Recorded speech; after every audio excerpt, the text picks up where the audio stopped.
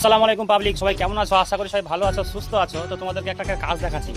কালকে যে ট্যাঙ্কিটা ঢালাই করেছিলাম সেই ট্যাঙ্কিটা আজকে প্লাস্টার হবে।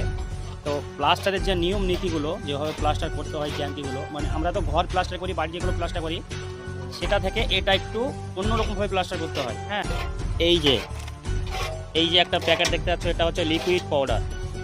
এইটা মিক্স করতেই হবে প্লাস্টার মশলায়। তারপর ভালো করে ঘোলা মেরি ঘোলা করে মশলা করে প্লাস্টার করতে হবে। তো ভাই, জলের ট্যাঙ্কি এরকমভাবে প্লাস্টার করতে হবে। হ্যাঁ, ওই যে লিকুইড পাউডার আছে একটা, ওরকমভাবে ওই পাউডারটা দিয়ে যদি প্লাস্টারটা করা হয়, তাতে জল জমে থাকবে, সেই জায়গাতে একটু স্ট্রং কাজ করতে হবে, নাহলে পরে অল্প দিনেই সেটা ওই জলে লেলহা পড়বে। হ্যাঁ, সেই জায়গাটা আস্তে আস্তে ভেঙে পড়ে যাবে। তো সেই জায়গাটাকে ভালো করে মজবুত করে করতে হবে। আর এই যে মিস্ত্রিরা দেখো একদম কাজে লেগে পড়েছে।